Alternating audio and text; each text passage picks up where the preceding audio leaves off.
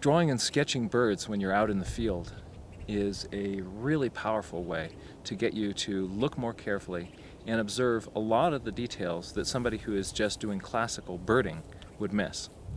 When you see a bird, I usually focus on a few things right at the start. The first thing that I try to get myself to notice is the angle that the bird is sitting. Some birds, like a scrub jay, will sit with their tail straight down like a plumb bob. If you see a shrike on a wire, they'll be very, very horizontal, or a kestrel will often sit at a 45. So different species have a different angle to their body. I'll then, on my piece of paper, lightly and loosely, I'll draw a line showing me its posture. I'll try to make this line as light as I can so that I can barely see it on my paper. For this purpose here, I'm drawing a little bit heavier so that you can see it on the video. But on your piece of paper, try to do that as lightly as you can. Then I'll put in the mass of its body. Again, using a series of overlapping circles to lightly block in the basic location of its body. Then I give it a head relative to that. The head usually sits like this, up on top of the chest rather than being out here. Right? Depending on, of course, the birds can move their heads around, but this is a normal resting position. Right? The next step is really important, and everybody skips it. But what I do now is I stop and I check my proportions. I look at how big is this head relative to this body. If you wait to the end of a drawing and you think to yourself, something feels wrong with this, and you just check your proportions at the end of a drawing, that's when you realize that your bird has a head that's way too big. And why does my shrike look like a chickadee? Well, at that point, there's nothing you can really do about it. It's too late to change those things because you've already dropped in all those details. But this early in the picture, it's easy for me to change the size of the head of my bird if I want to. Now I'm going to put in a few other key details. I'm going to note the angle and the location of its eye and beak, and those are actually going to be on the same line. A lot of people will draw a bird's head like this. Here's its head, here's its beak, and it has an eye up here because we're used to thinking of a human with an eye, a nose, and a mouth. But in the bird's case, I have that line coming out the mouth. That line shows me both where the beak is, and the bird's eye sits right up on top of that line so that it is sighting down its beak so that when it wants to go peck something, it just stares at whatever it wants to peck, and its beak is going right for that. So I've got my eye-beak line.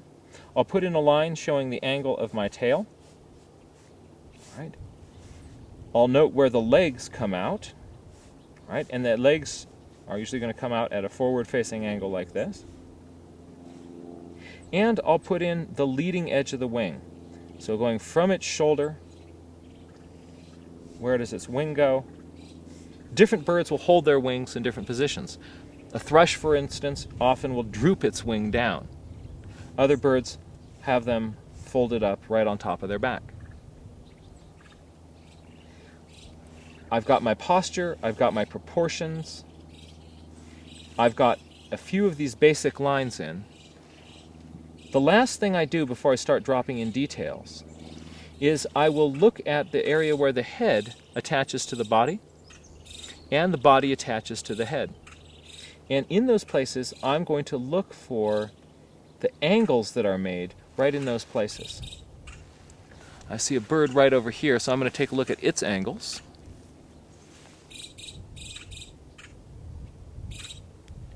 There are often really, really interesting crisp angles right in this area here and right in there like that, as the head and the body attach on.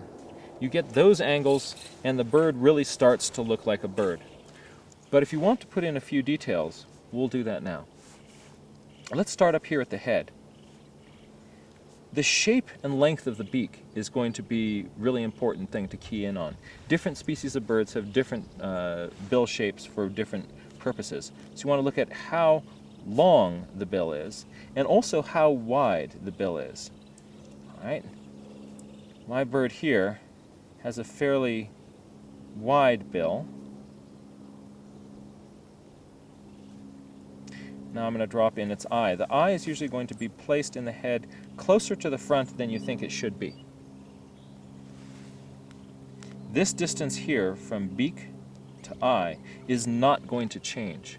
So take a look at that distance and get a sort of general feeling of that distance. The distance from the eye to the back of the head can change as the bird is fluffing its head up and around. Some birds have different shaped foreheads. Some have a rather steep forehead.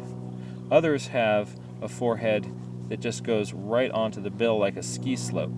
So take a look at that angle right in there on your bird and make sure that that feels like the individual that you're drawing. Birds have an ear patch. This is a special pad of feathers that goes over the ear down here on the side of the face. And in some birds this is differently colored.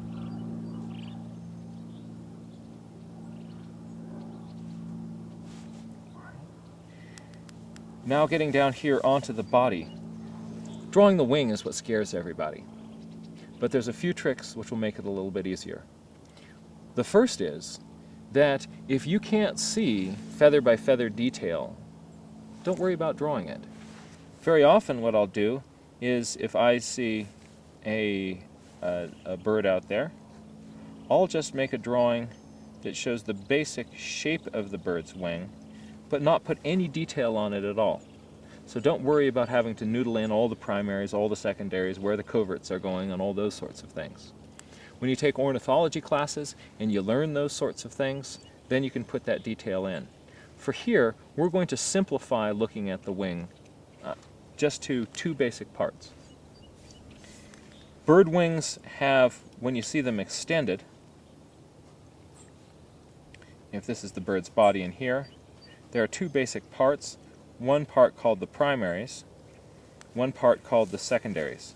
The primaries are the wing tips, where you often see feathers that are long and fanning out. The primaries are out at the wing tip, they're longer. The secondaries all come down in a pile parallel to each other. When the bird's wing is folded up, the secondaries make a pad on the back of the bird, and the primaries stick out underneath that.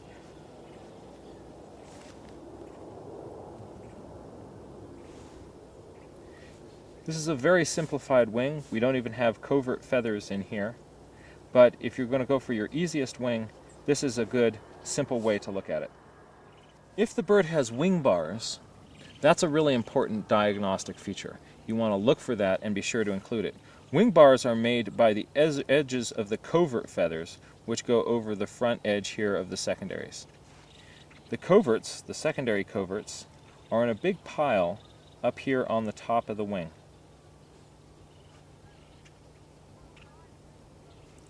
If there are wing bars, it'll be the lower edge of the coverts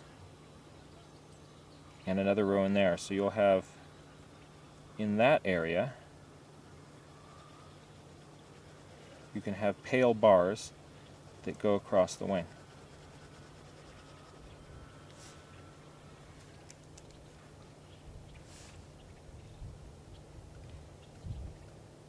Tails can be held at all sorts of different angles on the bird. But they don't flip around like this. Some people will draw the bird's body here, and they'll have the tail kind of flip around as if it were attached right here at the back end of the bird. But there's a pad of feathers that comes down and covers the top and the bottom of the wing, and it actually pivots from inside the bird's body here.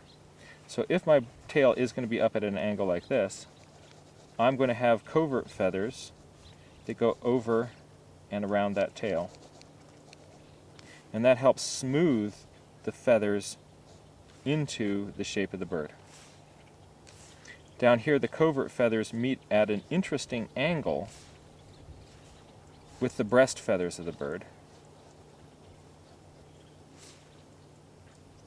So look for those angles, and that will really help give definition to that part of the bird. And then your legs are going to be down here. Here's my bird, and there's its branch. What I'll usually do is draw my bird, draw its feet in a place that works to balance the bird, and then draw the branch in to meet the feet. Otherwise, if you draw the branch in and the bird separate from each other, then you have to stretch the legs out to reach those feet, and that can be hard. So here's my basic bird drawing. The most important thing, though, is not the details, but getting that basic shape, the posture, the proportions, the angles, that you can then put the rest of the details into. Very often, if you're looking at a bird that's far away, I'm not looking at details like, does it have a wing bar or not? Instead, I'll just see some distant silhouettes. And in those sorts of cases, what I'll often do is just make little drawings that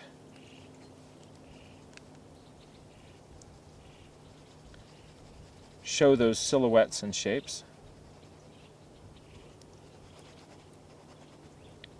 If that's all I see, that's all I draw. So you don't have to pretend that you have better optics. If you've got a distant view of some heron and you can't see any details on it, but you can get the basic shape of that body, you can draw that. But again, don't worry about the pretty picture. By sketching it and drawing it, you're going to be training your eye to look for the subtleties in how they hold their head. What do they do? How do they actually move?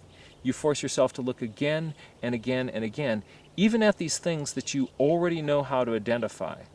And that's what's going to make you a better birder. That's what's going to make you a better observer of nature. That's the most important skill for a naturalist.